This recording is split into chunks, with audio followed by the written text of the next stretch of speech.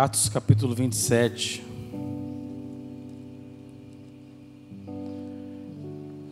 Versículo 1 em diante, eu vou ler para a gente ganhar tempo, tá?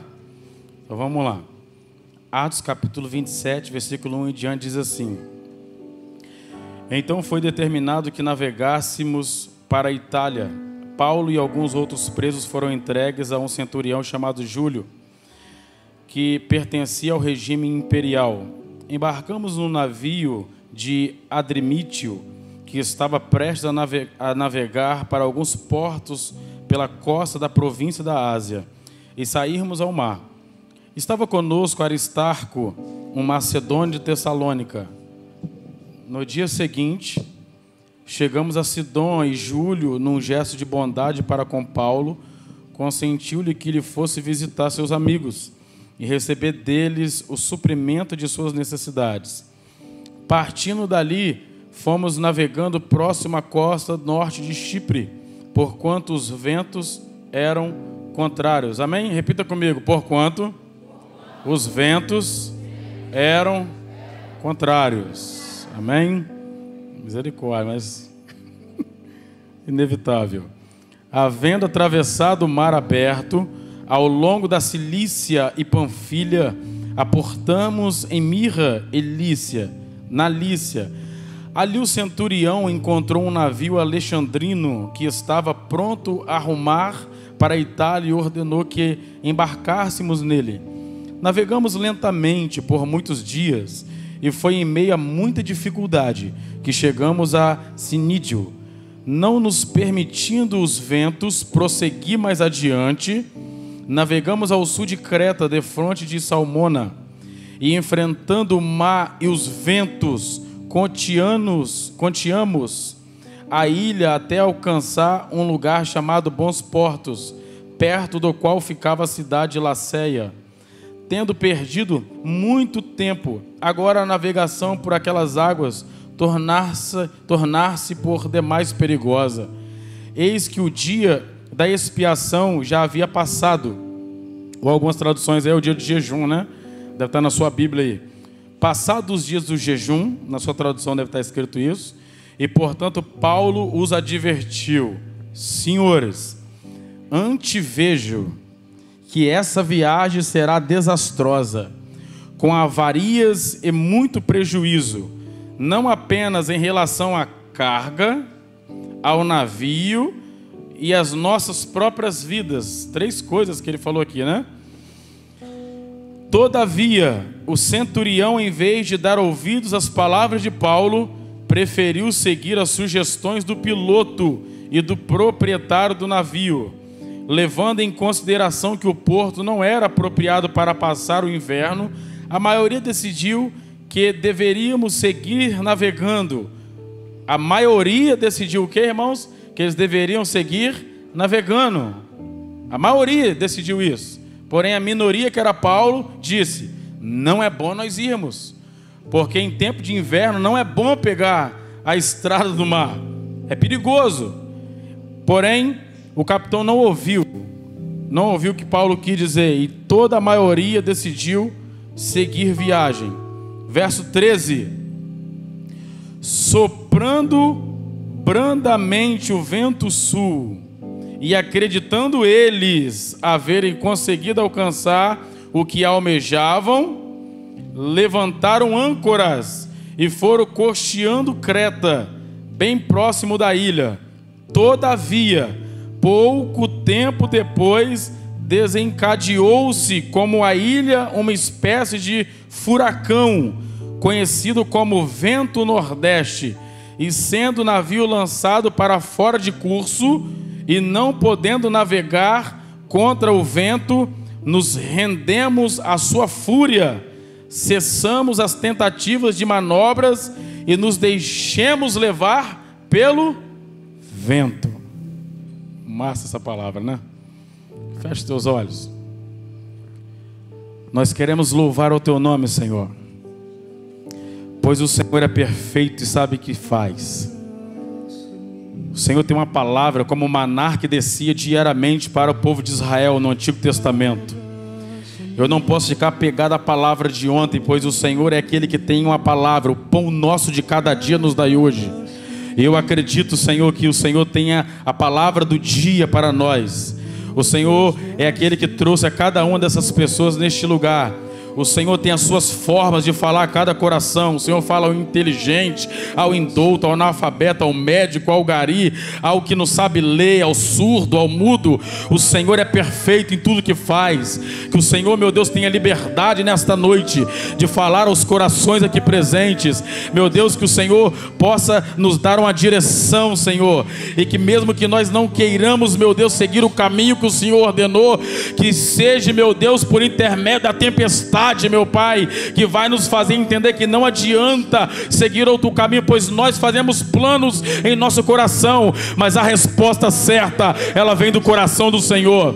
Que o Senhor venha dar direção, meu Pai, às vidas que aqui entraram. Que o Senhor, meu Deus, quebre toda barreira, toda distração no nosso meio, e que a Tua palavra seja soberana neste momento. Assim nós te pedimos, em nome de Jesus o Cristo, aquele que está à destra de Deus. Aleluia, acreditamos, aleluia, naquilo que o Senhor reservou para nós nesta noite, em nome de Jesus, amém, glória a Deus, aleluia. Vamos lá, Atos capítulo 23, irmãos. O Senhor fala para Paulo assim: como você deste testemunho em Jerusalém. Nós lemos o 27, né? Mas em Atos capítulo 23, versículo 11, Deus ele fala para Paulo assim: como você deste testemunho em Jerusalém, você também vai dar testemunho em Roma. E agora Paulo tem uma palavra, que ele está debaixo dessa palavra, irmãos. E Paulo agora é preso. Aqui no capítulo 27, passa um tempo, agora no capítulo 27 ele é preso. E é levado para fazer uma viagem. E iniciando a viagem, irmãos, ele entrega um jejum. Aqui nós lemos nessa Bíblia aqui, né? King James. Aqui fala passando os dias da expiação. Algumas traduções falam passando o dia do jejum. Outros estudiosos falam que era o Yom Kippur que ele estava fazendo. Enfim, ele estava jejuando. Paulo ele tem uma revelação de Deus e fala para aqueles que estão à frente daquela embarcação: não é bom que nós iniciamos essa viagem por esse caminho, porque eu vejo que a nossa vida vai correr risco, a carga que estamos levando vai correr risco, e a embarcação ela vai correr risco. Porém, ninguém dá crédito para Paulo aqui, irmãos. Ninguém dá crédito para Paulo. E eles iniciam aquela viagem com um destino traçado. Porém, nós percebemos, irmãos, que Deus ele é um Deus que não dá viagem perdida. Ele aproveita até o erro do homem para entrar no meio e trazer uma lição para nossas vidas. Deus é um Deus perfeito em tudo, irmãos. Até as minhas cabeçadas que eu dei na vida, até as suas cabeçadas que você já deu na vida, Deus aproveita até isso para trazer maturidade, entendimento e aperfeiçoar a vontade dEle, que é soberana sobre as nossas vidas. Se tem um ponto que a gente tem que aprender aqui já de início, irmãos, é que nós temos a extrema necessidade de sermos direcionados por Deus em tudo. Eu acho que essa é a palavra que mais queima aqui. Deus é conselheiro. Você já me ouviu falar isso mais de 1 milhão de vezes, 1 milhão e uma agora. Deus é conselheiro. Ele dá conselho, Ele dá direção. E Deus ele mostra que viria uma tempestade. E mesmo assim, eles insistem em iniciar aquela viagem. Mesmo assim, eles insistem em não ouvir a palavra de Paulo, direcionado por Deus. Eles decidem iniciar aquela viagem. Irmãos, entenda uma coisa. Deus ele tem várias vontades. Eu vou falar só duas aqui para você aprender. Deus tem a vontade permissiva dele, e Deus tem a vontade absoluta dele.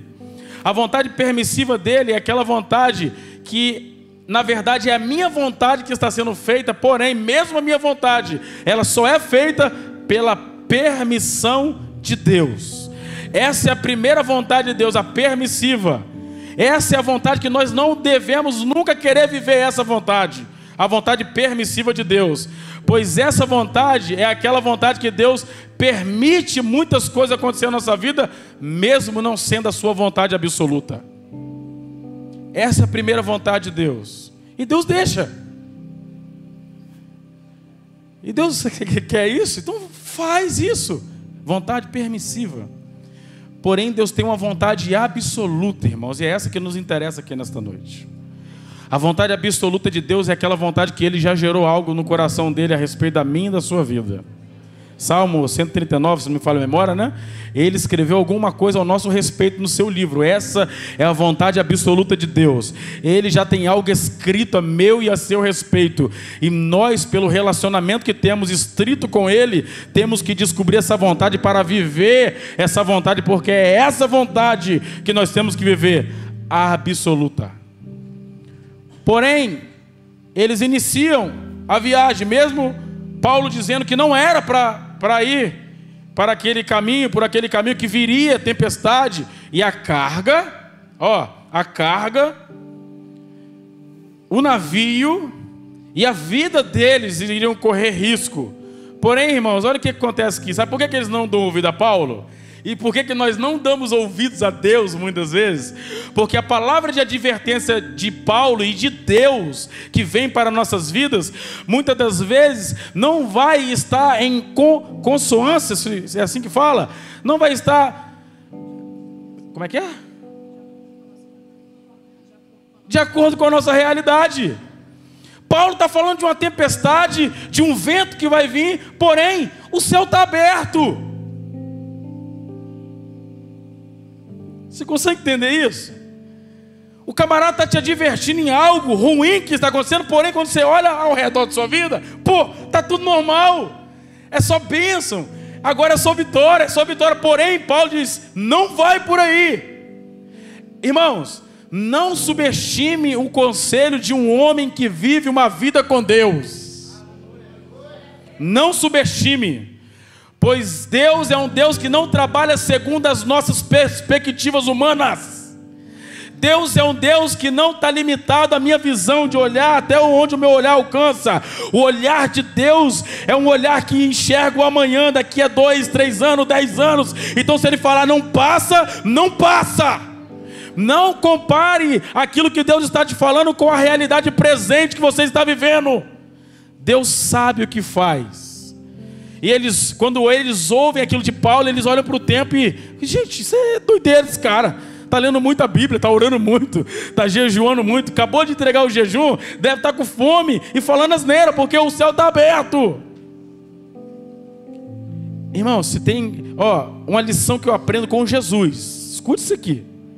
Uma lição que eu aprendo com Jesus é o seguinte, que sempre depois de uma grande vitória que Deus dava no ministério de Jesus, ele não fazia igual a gente faz. A gente, depois de Deus nos dar uma grande vitória, abrir uma porta, fazer aquilo que a gente estava orando há muitos anos, a gente sabe o quê? Faz um culto de ação de graça, faz churrasco e relaxa. Relaxa, irmãos. Jesus não. Jesus, depois de operar um grande milagre, depois de uma maravilha ser manifesta, Jesus sai de fininho, irmãos, e escapa para o deserto, vai para o monte, porque Ele sabe que depois de uma grande vitória vem pancada por aí, irmãos. Mas o povo olha para o céu está aberto, irmãos. O céu está aberto, está limpo o céu. Irmãos, eu quero dizer uma coisa. Nem sempre as tempestades que vão vir sobre a nossa vida são do diabo, não, irmãos. Como Marcos capítulo 5, 4:35, né? A tempestade do Mar da Galileia era demônio. Ali era demônio. Pois o Senhor usa a mesma palavra, aquietai-vos. Aquieta-te. A mesma palavra que o Senhor usa ali para o mar, Ele usa para expulsar demônio também. Cala-te. Ali era demônio, mas essa aqui é Deus. Deus muitas das vezes permite tempestades na nossa vida, sabia disso? Salmo 66, olha que eu vou... Preste atenção nesse detalhe aqui, irmãos. Salmo 66, verso 10 ao 12, o salmista diz assim: o Senhor me provaste como o ouro é provado no fogo. O Senhor permitiste que cavalgassem sobre a minha cabeça. Olha a comparação que o salmista está fazendo. para com aquilo que Deus está fazendo com ele. Permitiste que cavalgassem sobre a minha cabeça. Sabe o que é cavalgar sobre a cabeça? É sinônimo de derrota numa guerra. Ele perdeu alguma coisa, porque quando o cavalo cavalga sobre a cabeça de alguém, é porque em uma batalha ele está no chão e perdeu. Mas foi Deus que permitiu que cavalgassem sobre a minha cabeça. Porém, depois de eu passar por isso tudo, diz ele no verso 12, o Senhor me levou para um lugar espaçoso e me concedeu a vitória. Então muitas das vezes a prova que estamos sendo provados, como ouro aprovado no fogo, e as muitas perdas que nós estamos tendo no meio do caminho, nessa trajetória, nessa viagem, nesse percurso, nessa caminhada, é Deus que está permitindo que cavalguem sobre a nossa cabeça.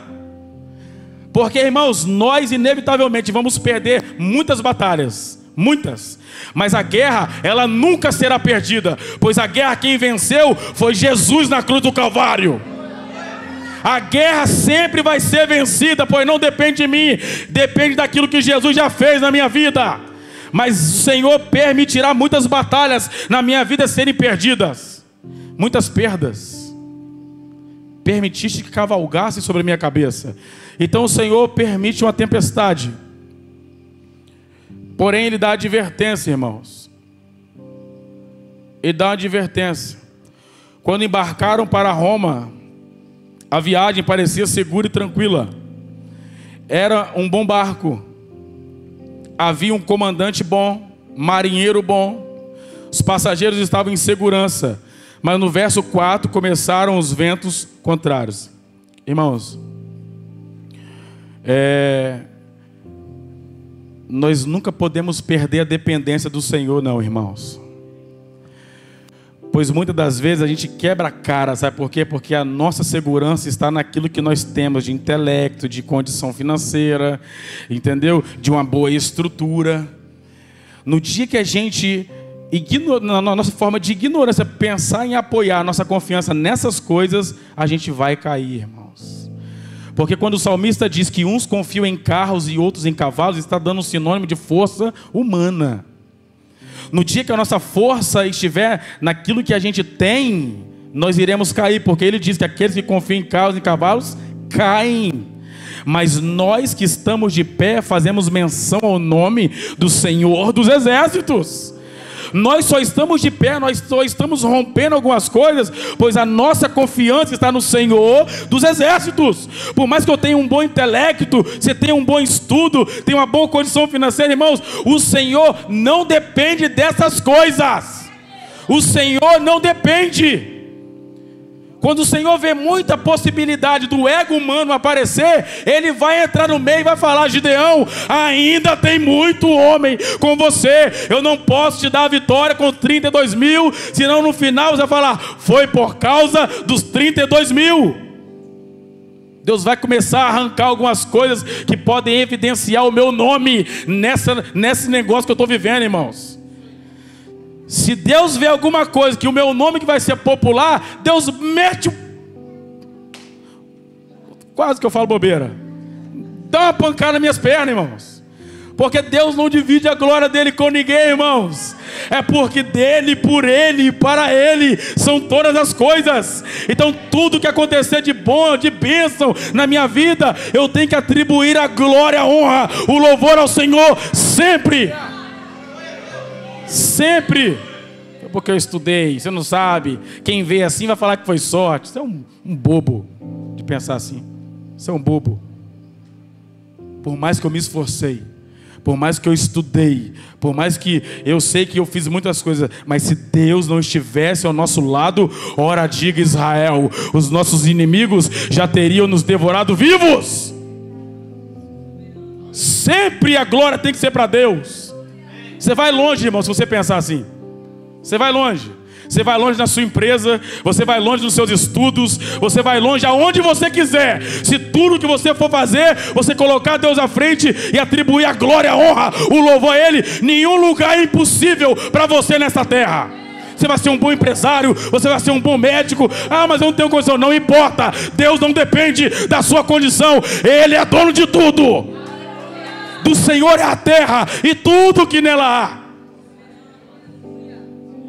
Uma das sócias majoritárias da Colgate era faxineira, mas serva do Senhor. Deus não depende da sua condição para fazer o que Ele tem que fazer na nossa vida, não. Só quer que você tenha esse princípio. Atribua a glória, a honra, o louvor a mim, que eu te levo aonde você quiser que eu te leve. Deus sempre nos dá advertência, irmãos. Sempre. Mas muitas das vezes as pessoas não nos ouvem. Eu entrei uns 2 anos atrás na casa de um traficante lá em Cariacica.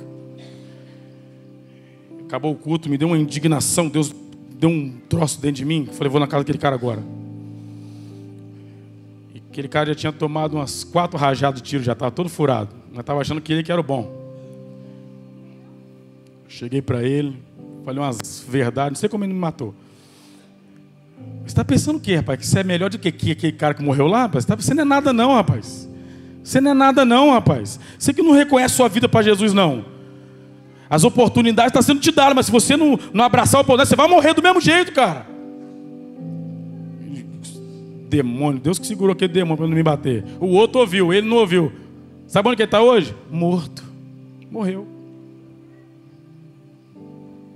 Passou algumas semanas, deram a 4ª rajada, mataram ele. Descrédito. Bem-aventurado aquele que não anda segundo o conselho dos ímpios. Mas ouça, irmãos, uma palavra da parte do Senhor para a sua vida. Não descredibilize nenhuma criança se falar com você da parte de Deus. Não descredibilize. Não é menino que está falando. Vai, bobo. Vai. Deus usa quem Ele quer. É só você ter sensibilidade. Só você ser sensível. No começo do culto eu já peguei algo aqui que o pastor Geraldo falou aqui. Já peguei. É o que eu estou precisando para hoje, pastor Geraldo, que o senhor ministrou aqui. Ter a sensibilidade. Deus usa, irmãos.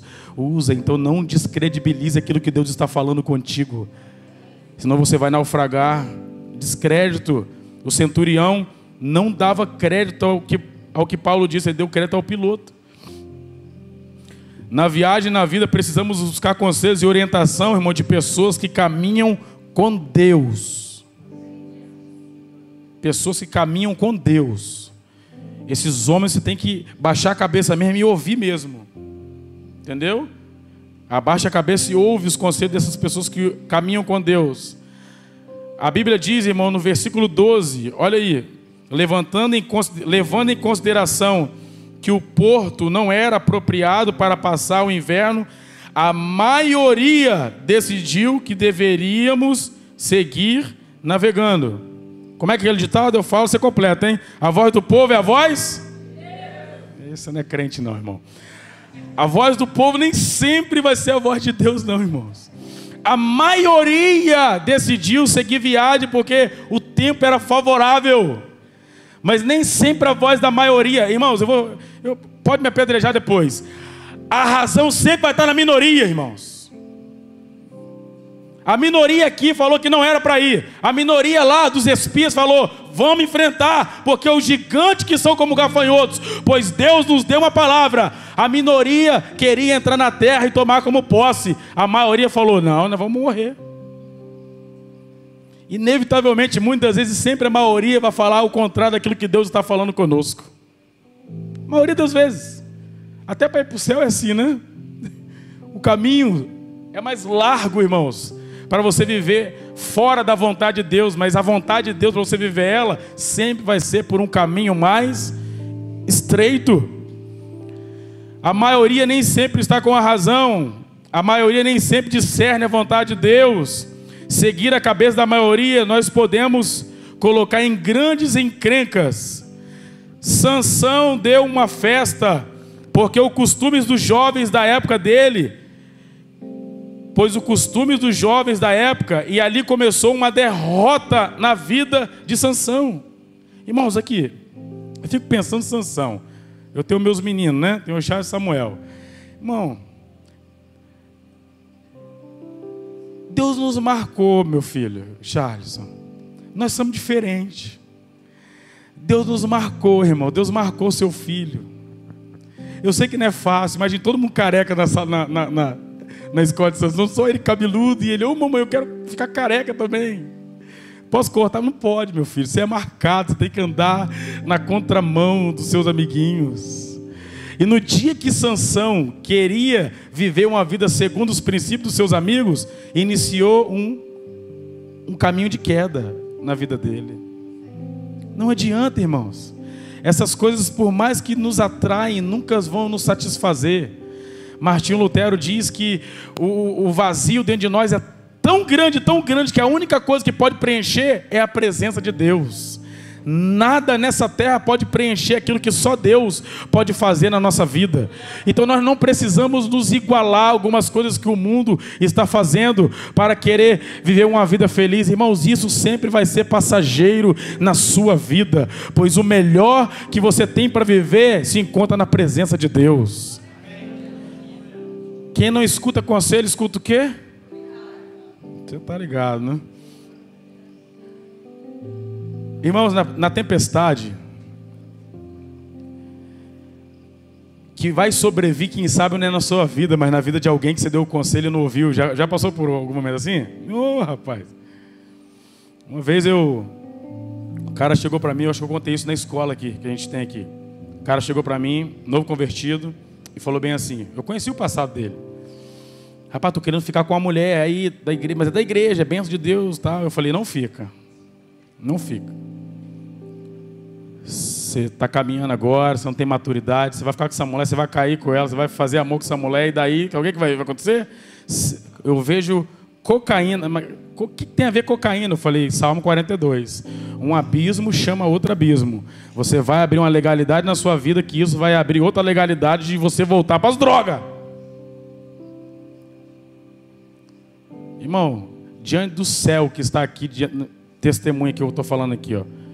Eu acho que se foi uma semana, foi muito. 3 horas da manhã meu telefone tocou.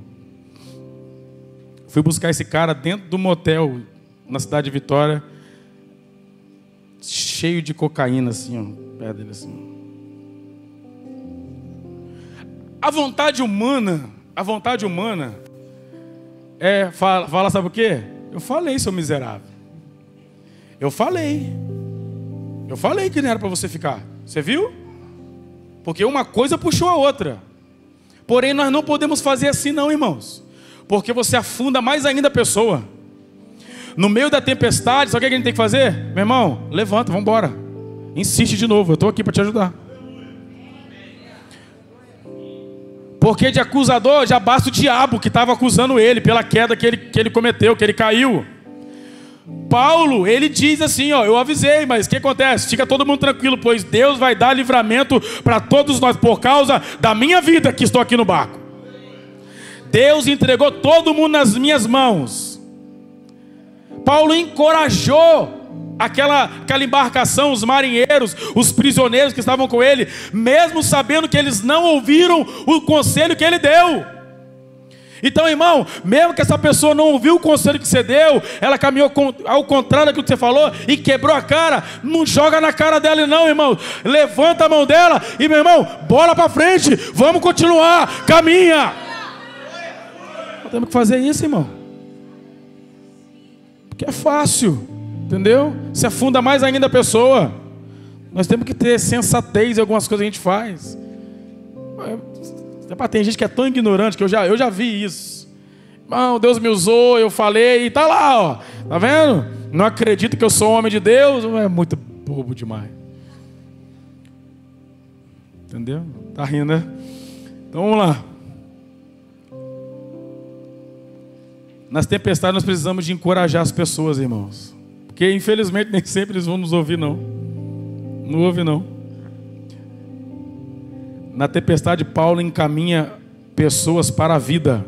Quando toda a esperança se dissipou, Paulo se posicionou como agente de vida. Ele não ficou dizendo, eu avisei, bem feito. Entendeu? Paulo procurou uma alternativa para mudar a crise. Na tempestade, irmãos, nós temos que abandonar um sentimento que quer assolar os nossos corações. E esse sentimento se chama medo. Medo. Isso é natural do ser humano? É, mas não pode ser aceitável na minha vida. Isso tem que ser só um reflexo que passa e eu rejeito ele. Pois nós somos sujeitos a qualquer tipo de sentimento. Medo, tristeza, depressão, angústia. Mas isso tem que ser reflexo na minha vida. Eu posso sentir esses reflexos, mas eu não tenho que rejeitar isso. Porque o contrário de medo, sabe o que é? É fé. É falta de fé o medo, irmãos. Sabe o que deu confiança para Paulo aqui? A palavra que ele estava caminhando, do capítulo 23. Como você deu testemunho em Jerusalém, você vai dar testemunho também em Roma. Então entenda uma coisa, irmãos. Deus, o que nos guarda vivos, estou falando isso de forma verídica, venérico isso. O que nos guarda em vida é a palavra pela qual nós estamos caminhando. É ela que guarda a nossa vida sobre esta terra. No dia que você, irmãos, deixar de caminhar sobre a palavra que Deus liberou sobre você, você está caminhando sobre o caminho de morte. Entendeu? Adão e Eva. No dia que comerem dessa fruta, morrereis. E quando eles comem do fruto, eles iniciam um processo de morte na vida deles. Porque começa com a morte espiritual, depois inicia-se uma morte generalizada, que todos nós vivemos ela. Porque Paulo diz em Romanos que por um homem veio o pecado, e junto com o pecado veio o quê? A morte. Ele deixou de caminhar sobre a palavra de Deus e começou a caminhar sobre a palavra da serpente. A palavra de Deus é a palavra que nos garante vida, e vida eterna. Então no dia que você deixar de caminhar sobre a palavra de Deus, você começa a iniciar um caminho de morte na sua vida. Por isso que o pai disse para o filho pródigo, para o filho que ficou: esse filho meu estava morto. Mas não está morto, ele está vivo. Não, mas estava morto espiritualmente. E agora vive, porque da mesma forma que o pecado traz morte, o arrependimento, ele traz vida, e vida em abundância. Nós temos que perder esse sentimento de medo, irmãos. No fragor da tempestade, quando todos estavam desesperados, Paulo disse: já agora vos aconselho bom ânimo. Paulo não está tomado de medo, ele está tomado de fé. De fé. O medo é inimigo da fé. O medo só aumenta a sensação de perigo e drena suas forças e embaraça os seus olhos. Medo. Rejeita isso na sua vida, irmãos. Entenda uma coisa: desde o momento que você decidiu entregar a tua vida para o Senhor, nada mais na sua vida vai ser coincidência. Tudo vai ser cristocidência na sua vida. Até as coisas ruins que estão acontecendo, é Deus que está encaminhando tudo. Pois a gente pega o texto que Paulo fala que todas as coisas contribuem para o bem daqueles que amam a Deus e são chamados segundo o teu propósito. A gente só quer colocar coisa boa. Quando as coisas boas estão acontecendo, nós acreditamos na nossa ignorância que são a vontade de Deus que está contribuindo na minha vida. Não, não é isso. Tem muita coisa errada, ruim aos meus olhos que está acontecendo, que essas coisas também estão contribuindo para o progresso daqueles que foram chamados segundo o propósito de Deus. Desse menino, irmão, Deus precisa dos momentos ruins na minha e na sua vida. Deus precisa desses momentos para aperfeiçoar o homem maduro que Ele precise que eu seja. Porque o que nos forja, o que nos amadurece são os momentos ruins, são as decepções, são as perdas. Essas coisas nos amadurecem, irmãos.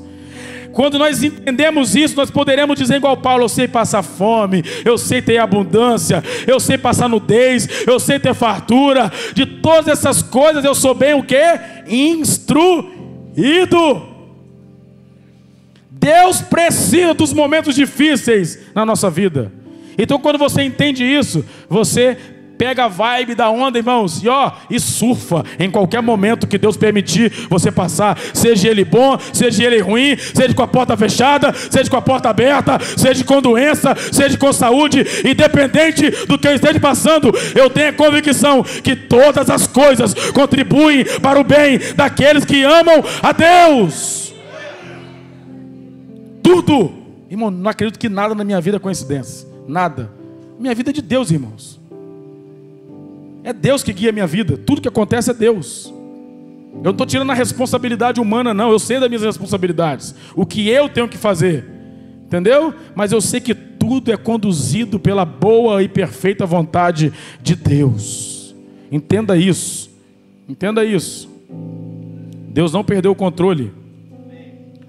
Na tempestade você tem a visita do anjo do Senhor. Amém, irmãos? Quando a gente entra em luta, precisamos entender que Deus, Ele é conhecido como o Emanuel, o Deus conosco. Vamos lá. Verso 29, diz assim: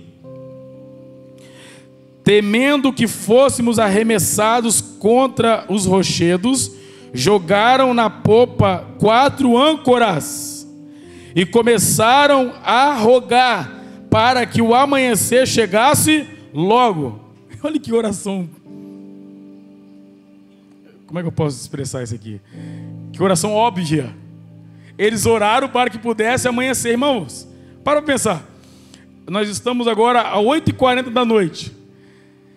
E eu vou fazer uma oração que eles oraram aqui. Senhor, eu peço ao Senhor que amanheça. Que o dia clareie. Irmãos, eu orando ou não orando, isso vai acontecer, não vai não? Mas você está falando de uma realidade espiritual que eles estavam vivendo, irmão. Porque quando a Bíblia fala de noite, fala de um tempo difícil. Um tempo de trevas. Judas traiu Jesus, era de noite. E quando a Bíblia destaca a noite, está falando de um tempo de trevas. Então a oração deles é: Senhor, que amanheça logo esse dia. Porque a Bíblia diz, lê em cá para você ver, faziam-se 14 dias que eles não viam o sol. Era meio-dia, estava escuro ainda. Era 2 horas da tarde, estava escuro ainda. Que doideira é isso? Mas o que estava escuro não era esse tempo visível que os nossos olhos conseguem ver, não, irmãos. Era a realidade espiritual que eles estavam vivendo dentro daquele barco que estava prestes a naufragar. 14 dias que eles não viam o sol. Tem um texto em Salmo que fala que o choro pode durar uma noite, mas a alegria ela vem que de manhã cedo, demorado de chegar, né, rapaz? Solzinho demorado. É só para mim? Mas a oração deles era: Senhor, que amanheça logo o dia. Malaquias capítulo 4 diz, irmãos, que Deus é o sol da justiça, irmãos. Por mais que as nuvens elas estão tampando o brilho do sol, nós temos que ter a convicção que o sol ainda continua ali, irmãos. Independente da sua dificuldade tenebrosa, escura que você esteja vivendo, entenda uma coisa: o Senhor, Ele é o Senhor que vai raiar com o reflexo do sol da justiça sobre as nossas vidas, e na hora certa Ele vai dar um basta nessa situação. Ele vai dar um basta. Eles oraram para que o sol aparecesse. Na tempestade precisamos lançar nossas âncoras, irmãos. E nós lemos aqui no versículo 29 que eles lançaram 4 âncoras. Eu quero dar nome para essas 4 âncoras. Isso aqui não é regra não, mas eu quero dar nome. Irmãos, na tempestade que nós estamos vivendo, nós precisamos lançar a primeira âncora, chamada fé. E a fé, ela anda de mão dadas com a paciência. Pois Paulo diz: se esperamos aquilo que não vemos, com paciência esperamos. Com paciência esperamos. A primeira âncora no meio da tempestade que eu tenho que abaixar nessa navegação que eu estou fazendo, nesse tempo escuro que eu estou vivendo, é a âncora da fé. Porque quando o marinheiro ele baixa a âncora, ele quer dar firmeza para o navio. E aqui foram 4 âncoras que foram baixadas. A primeira eu quero denominar como fé, irmão. Se nós não tivermos fé, e fé, segundo um teólogo americano, Samuel Zilmer, ele diz que a fé é ver o invisível, é crer no inacreditável, e só assim eu recebo o impossível. Isso é fé, é ver o invisível, é crer no inacreditável, que eu começo a atrair o impossível de Deus para a minha vida. Ancore esta primeira âncora, baixa essa primeira âncora chamada fé. A segunda âncora, irmãos, é a adoração. A adoração. Nós precisamos entender, irmãos, que nós temos que ter um coração adorador mediante as circunstâncias adversas da nossa vida. nós vamos ver no livro de Atos, que à meia-noite, Paulo e Silas adoravam e louvavam o Senhor, e de repente um terremoto, aleluia, bradou naquela prisão, e caíram as cadeias de todos que estavam naquele lugar. A segunda âncora que eu tenho que baixar no meu barco é a âncora da adoração. Independente se eu estou preso, se eu estou doente, se as coisas estão dando errado, eu tenho que adorar ao Senhor. Nós ouvimos isso aqui do pastor Amarildo, do pastor Amanda. Adorar como Miriam adora é fácil depois do mar, irmão. O negócio é adorar no meio da tempestade. Adore a Deus, louve ao Senhor. A sua adoração não tem que ser motivada pelo aquilo que os seus olhos estão vendo, mas pelo aquilo que você tem convicção, que o seu Deus é poderoso para fazer infinitamente mais do que pedimos ou pensamos, segundo o poder que opera em nós. Segunda âncora é a adoração. A terceira âncora, irmãos, é a comunhão. Porque a Bíblia diz que Paulo, olha que doideira isso aqui, irmãos. Não sei se você tem imaginação fértil ou tem imaginação fértil. Consigo ver, só de ler. A Bíblia diz que Paulo, no meio daquela tempestade, pegou o pão, partiu e deu graças. E deu a todos que estavam no meio da embarcação. Você consegue imaginar isso? Irmão, o barco estava para um lado e para o outro, e Paulo para lá e para cá, ó, correndo. Irmão, segura o pão aí, segura o pão aí. Paulo, no meio da tempestade, ele não deixou de ceiar com os seus irmãos.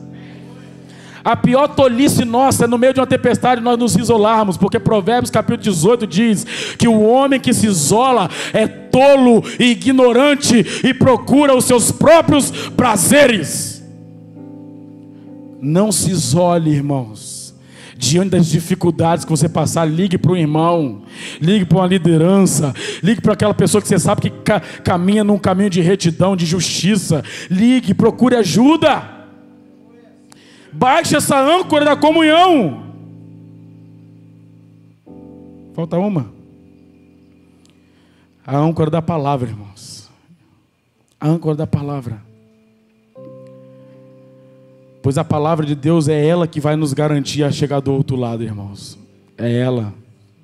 Se nós não tivermos essa âncora baixada no nosso barco, irmãos, não tem música bonita, não tem hino, não existe essas coisas não. É a palavra de Deus que é lâmpada para os meus pés e luz para o meu caminho. É a palavra. Eu tenho que ter essa âncora baixada, porque essas coisas que vão me ajudar a chegar do outro lado.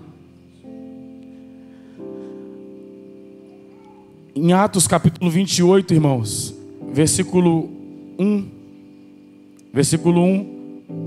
ao 6, diz assim: estando salvos em terra, soubemos que a ilha que se chamava Malta, os habitantes da ilha demonstraram impressionante bondade para conosco.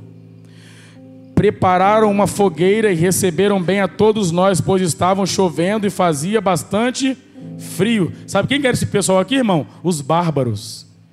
Essa Bíblia aqui não fala não, outras traduções falam que eram os bárbaros. Os bárbaros que receberam calorosamente a Paulo depois de uma tempestade fria, depois de passarem 14 dias sem comer, e no 14º dia que Paulo deu o pão para eles. Quando eles chegam na ilha de Malta, os bárbaros que dão recepção e abençoam Paulo e toda a embarcação. Não era crente não, irmão, esses homens aqui. Irmão, trate todo mundo bem, irmão. Sabia disso? Você tem que tratar todo mundo bem, irmão. Porque às vezes você pode pensar que no momento de dificuldade vai ser o Pablo que vai te ajudar.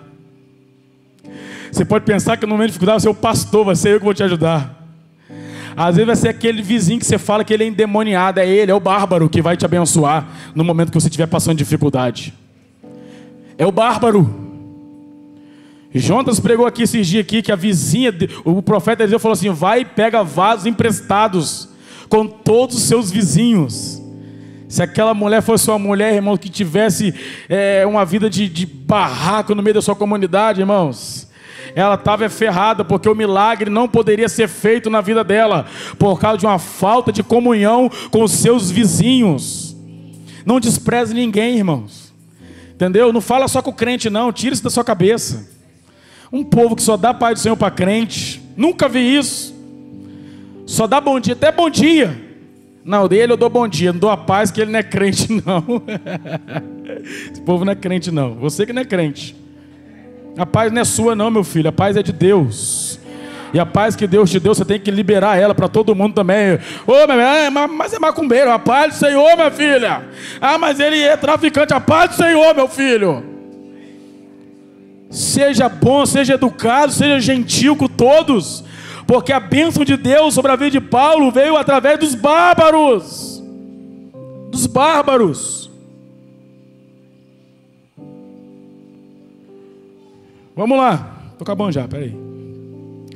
Verso 1 e 2 diz: enquanto Paulo ajuntava um feixe de gravetos e os lançava ao fogo, uma víbora, espantada com o calor, agarrou-lhe na sua mão.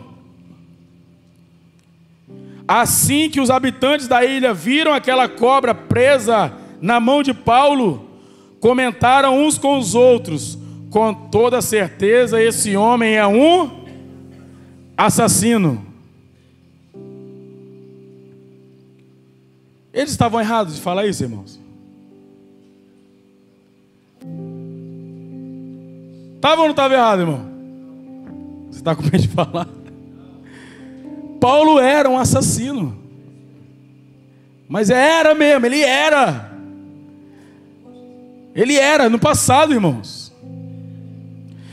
Nós temos que ter muito cuidado, que no momento da fogueira, no momento do fogo, no momento que Deus estiver bradando na nossa vida, sempre vai aparecer pessoas para lançar no nosso rosto aquilo que nós éramos. Ele é um assassino. Abaixa a sua mão, você não tem direito de levantar a mão não. Para quem é você, pai?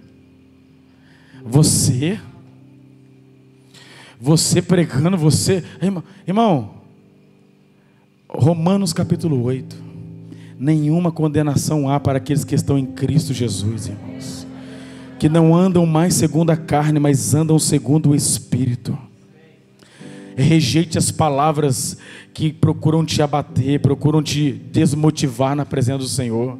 Você não é nada daquilo que as pessoas estão dizendo que você é. Você não é nada. Sabe o que Paulo era? Paulo não era um assassino. Pois até um homem de Deus chamado Ananias, no capítulo 9 de Atos, ele diz isso para Deus, para Jesus.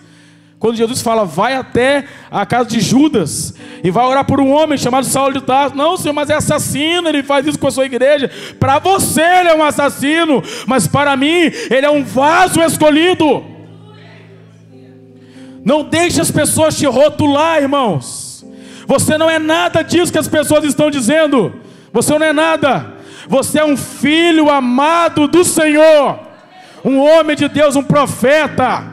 Você é um pregador da palavra. Aleluia, aceite essas palavras que irão te levantar. Não aceite a palavra do homem que diz que você é um drogado, você é um nóia. Quem sabe eu estou falando para você que tem algum vício. Aleluia, você não é nada disso que as pessoas estão dizendo. Você é um homem de Deus e uma mulher de Deus. Rejeite as palavras, pois as palavras muitas vezes constroem algumas coisas dentro de nós. Rejeite. Entendeu? E a única coisa, irmãos, Paulo se aproxima da fogueira. Último ponto. Paulo cata gravetos para aquecer a fogueira, irmãos. Todo mundo está ao redor da fogueira, só pensando em si, mas Paulo está buscando em volta gravetos para jogar na fogueira. Por que Paulo está fazendo isso? Para a fogueira não apagar, irmãos. Irmãos, não se contente com um culto de domingo à noite, não, irmãos.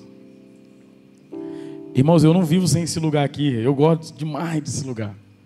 Eu estou aqui todo domingo, toda quarta. Se eu não estiver aqui, porque eu estou viajando. Mas eu não me contento com o culto de terça, de quarta e de domingo. Eu não me contento.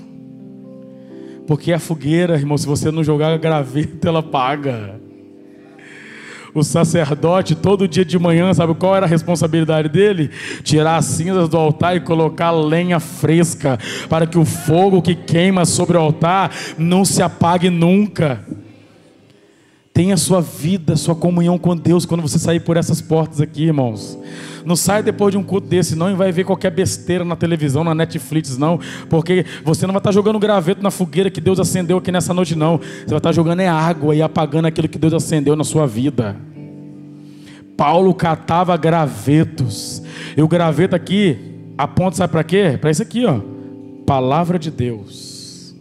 A palavra que é o único graveto que pode manter aceso o fogo que Deus começou a queimar no meu e no seu coração. A única coisa é a palavra de Deus. Que nós nesta noite, irmãos, possamos começar a jogar graveto no fogo que Deus acendeu em nossos corações. Tem muitos crentes vivendo de saudosismo no nosso meio. Saudosismo. Ah, quando Deus fez isso, quando Deus fez aquilo, aquela experiência que eu tive com Deus. Eu costumo dizer, irmãos, que quem tem uma vida diária com Deus tem uma experiência renovada com Deus todos os dias.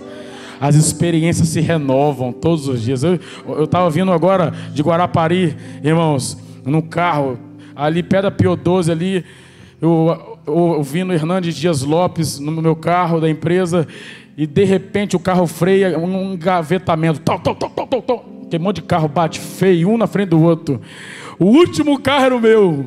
Só botei a mão na cabeça assim, irmão, quando eu fui ver, irmãos, diante do céu, 2 dedinhos para me bater no carro da frente. O Senhor do livramento estava comigo naquele carro, irmãos. As experiências se renovam quando você tem uma vida com Deus, irmãos. Então, não fique dependendo do fogo dos outros. Acenda o seu próprio fogo e mantenha ele aceso pelo graveto da palavra de Deus. Renove as suas experiências com Deus. Volte a orar. Volte a baixar as âncoras da adoração. Volte a baixar a âncora do louvor, do jejum, irmãos. Nós vemos aqui que a revelação que Paulo teve foi depois dele entregar o jejum. Eu quero dizer para você, irmãos, eu não estou falando para você jejuar para você ser salvo não, mas o homem que é salvo, ele tem que ter uma vida de consagração. Jesus, quando falou para os discípulos sobre o jejum, ele falou assim, se vocês jejuarem, ele falou, quando jejuares. Sabe por que ele falou isso? Porque já era natural na vida deles o jejum.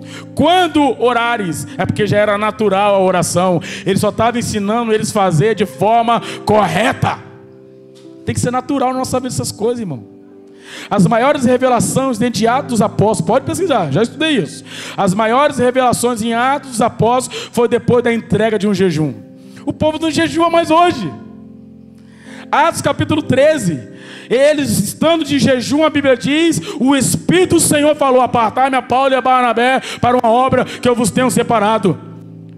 Atos capítulo 10, Pedro estando no terraço esperando a hora do almoço em jejum, Deus dá uma visão para ele, e ele vê um quadrúpede descendo, e o Senhor fala, mata e come. Deus começa a levar ele em outra dimensão. Cornélio jejuando em Jope, irmãos, Deus, ele quer revelar grandes coisas para o povo dele, mas nós temos que alinhar segundo os recursos da graça de Deus, que o Senhor nos concede pela tua palavra. É oração, é jejum, é adoração, é renúncia, que nós possamos continuar a viver as experiências de Deus na nossa vida, pois Deus ainda continua sendo o Deus que revela. Deus continua sendo o Deus que expulsa demônio através das nossas vidas. Deus continua sendo o Deus que cura. Nós somos portadores de todas essas coisas da parte de Deus, mas nós temos que entender que a nossa vida não pode ser uma vida normal, uma vida de crente bonitinho, de domingo à noite, não. Nós temos que ter uma vida no altar do Senhor, irmãos. Estou procurando um homem, Ezequiel, que se põe na brecha. Passei na cidade, sabe quantos que eu encontrei? Nenhum.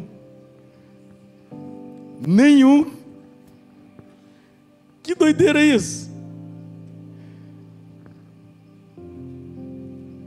Procurei, não achei nenhum que se colocasse na brecha para que eu pudesse salvar os homens. Que esse texto se mude nos nossos dias, irmãos, que quando Deus passar, Ele possa achar o primeiro, achar o segundo, achar o terceiro, achar o quarto, achar o quinto, achar o sexto. Que quando Deus passar, nós possamos, Senhor, eu estou aqui, Senhor. Eis-me aqui, Senhor, pode me usar. Faça de mim o que o Senhor quiser. Eu não sou nada não sei falar direito não. Eu sou gago, não tem torta não. Mandarão para te ajudar. Então eu vou então. Mesmo falando gaguejando, eu vou. Um homem que se põe na brecha. São esses homens, essas mulheres que Deus quer usar, reconhecendo as suas limitações, mas dispostos, disponíveis a fazer a vontade do Senhor. Amém, irmãos? Você crê nisso, irmãos? Amém? Glória a Deus. Acho que eu estou acabando já, irmão. Glória a Deus.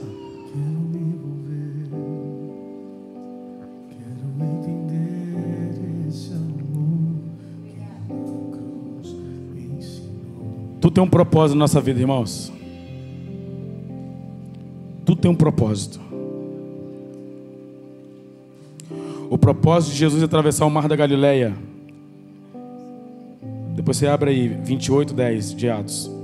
O propósito de Jesus atravessar do mar da Galileia era por causa de um homem que estava aprisionado lá, endemoniado gadareno.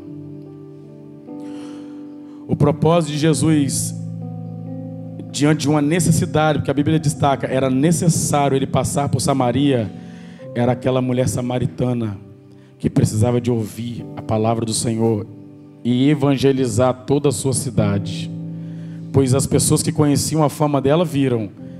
Romanos capítulo 20, versículo 5, versículo 20, parte B, acontecendo na vida dela, aonde abundou o pecado na vida dessa mulher, superabundou a graça de Deus. Tudo tem um propósito nas nossas vidas, irmãos. Tudo. E quando Paulo chegou em Malta como prisioneiro, depois de perder tudo, irmãos, ele ora pelo pai de Públio. O homem principal da ilha é curado, irmãos. Principal da ilha é curado. À vista disso, os demais enfermos da ilha vieram e foram também curados. Então abastecem a Paulo de tudo que ele precisava para a sua viagem para Roma. Olha que forte isso, irmãos. Aqui, deixa eu te falar uma coisa aqui, olha para cá. Nós vamos perder muitas coisas nesse processo. Você falando amém ou não amém, isso é uma realidade. Isso é uma realidade, você vai perder muitas coisas. Eu vou perder muitas coisas, é o processo dessa viagem que nós estamos fazendo com Deus. Mas o primeiro ponto que eu quero destacar aqui é que tudo tem um propósito. E o segundo ponto, para você não ficar preocupado com as coisas que você está perdendo, é que depois que Paulo chega em Malta, ele ora pelo homem mais importante da cidade que está enfermo.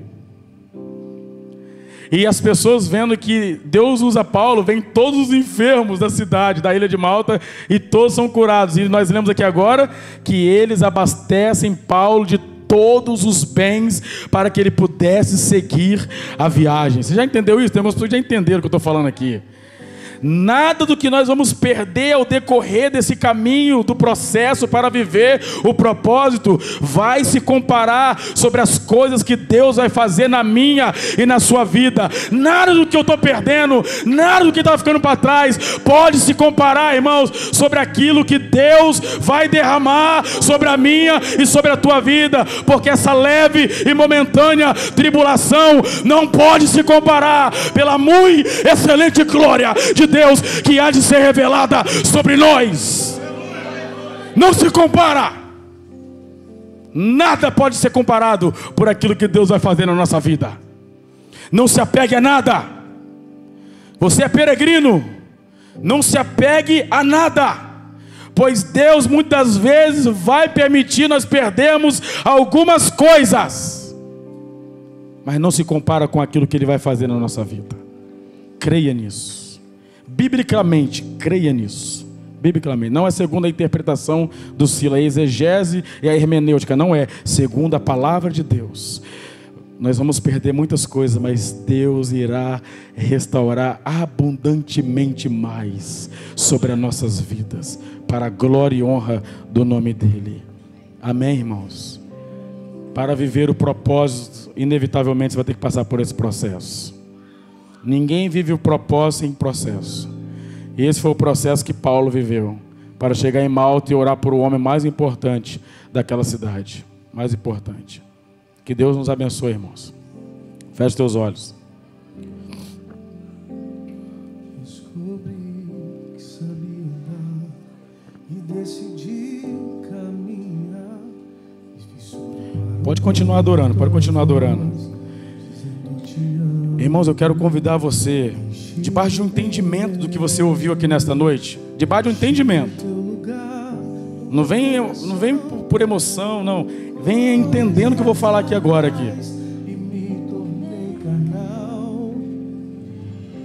Você sabe se a sua vida está sendo direcionada por Deus. Você sabe. Eu quero te convidar a entrar nesse processo. Eu não estou te convidando a um parque de diversão.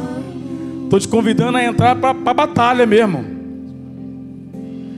Mas em todos esses momentos o Senhor vai estar com você. Em todos. Em todos. Sabe o que Deus me ensina na vida de Eliseu e Geazi? Que Geazi, ele querendo lutar as lutas que ele estava vivendo com os inimigos assírios, segundo a sua força, quando Deus abre os olhos dele, a Bíblia diz que ele vê cavalos e cavaleiros de fogo ao redor de Eliseu.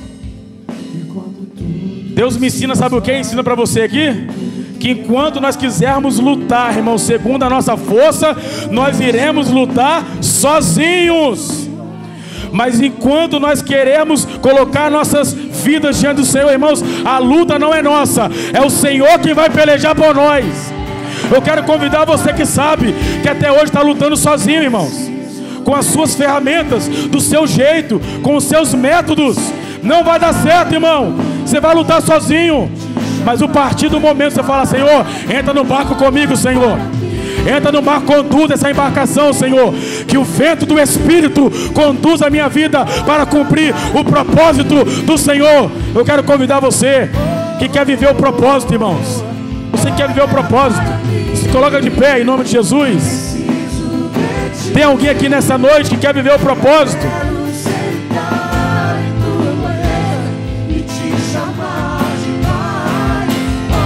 O Senhor vai te ajudar. O Senhor vai te ajudar.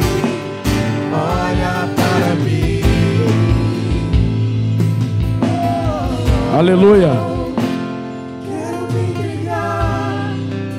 Viva uma vida de propósito a partir de hoje. A sua casa precisa disso. A sua família, o seu casamento precisa de homens e mulheres vivendo uma vida de propósito. Paulo disse: ninguém vai morrer porque eu estou aqui e entendo que a minha vida é uma vida de propósito. Ninguém morre por causa de mim. O Senhor veio a mim essa noite e falou: ninguém morre por causa de você, Paulo. Irmão, quando nós vivemos uma vida de propósito, todos aqueles que estão ao nosso redor são guardados em Deus. Os meus estão guardados em Deus por causa da minha vida, que eu estou vivendo de propósito. Mas no dia que eu deixar de viver uma vida de propósito, toda a casa perece também. A sua casa precisa, homem, que você se posicione. O seu casamento precisa que você se posicione. Seja um homem de propósito, uma mulher de propósito, para que o Senhor guie todas as coisas na sua vida. Em nome de Jesus. Feche teus olhos, quero orar. Quero louvar o teu nome, Senhor. Que o Senhor, meu Deus, continue a guiar nossas vidas. Independente da tempestade, independente das lutas, independente das perdas que nós tivermos, Senhor, nós temos a plena convicção que o Deus Emanuel está conosco. E o Deus de Jacó é o nosso socorro, Senhor. Que o Senhor dê força para cada homem e mulher, da qual o Senhor sabe nesta noite a tempestade que está vivendo no seu lar, a tempestade que está vivendo na sua saúde, pessoas enfermas com doenças, meu Deus, que o médico desacreditou já essa mulher, Senhor. Ó Deus, que o Senhor traga convicção em meio ao medo. Que o Senhor, meu Deus, renove a fé, a convicção dentro dessa mulher, desse homem. para que eles saibam que o Senhor está no barco, o Senhor que está conduzindo todas as coisas. Renova, meu Deus, o ânimo desta mulher, deste homem, deste jovem. Renova a fé, renova, meu Deus, aleluia, a convicção em Ti. Que nós possamos entender que o Senhor que está conduzindo tudo, que o cetro está nas Tuas mãos e o Senhor que conduz todas as coisas. Em nome de Jesus eu Te agradeço. Te agradeço por esta palavra, Senhor. Te agradeço por esta noite, por cada vida que ficou até esse momento ouvindo a Tua palavra. Que o Senhor venha abençoar ricamente a vida de cada um. Em nome de Jesus eu Te peço. Amém, irmãos? Aplauda a palavra de Deus, em nome de Jesus. Olha para mim, preciso de Ti. Eu quero sentar em Tua mesa e Te chamar de Pai. Olha para mim, caminhei e me perdi. Olha para mim. Aleluia. Que essa mesma graça que nos dá força para vencer é a mesma graça que tem nos reposicionado cada dia, irmãos. E eu quero dizer uma coisa para você. Nós temos vivido essa palavra e temos andado sobre essa palavra, viu? Eu quero repetir, não fique de fora dessa palavra, tá? Qualquer coisa, você que quer conversar com a gente, eu tenho vergonha de ir na frente, pode procurar a gente aqui depois do culto, tá bom? Deus possa abençoar a sua vida poderosamente, amém? Senta um pouquinho, irmão. Aleluia. Vamos para os nossos anúncios. A igreja já está com uma agenda bem extensa, né, pastor Paulo? Graças a Deus. Irmãos, presta atenção um pouquinho aqui, depois você conversa. Tudo está acabando. 5 minutos, vamos lá. Quarta-feira, às 20 horas, nós temos nosso culto, né? Depois eu falo isso aí. Quarta-feira é o trabalho normal aqui da igreja. O mesmo culto esse que você está aqui, tem na quarta-feira, tá bom? Tem o pastor Paulo tocando, tem o pastor Silas pregando, tem os irmãos e as irmãs dançando. Quarta-feira você vem para cá. Deus continua curando, salvando e libertando. Amém? No domingo, irmão, a mesma coisa. Tá? Deus continua salvando, curando e libertando. Amém?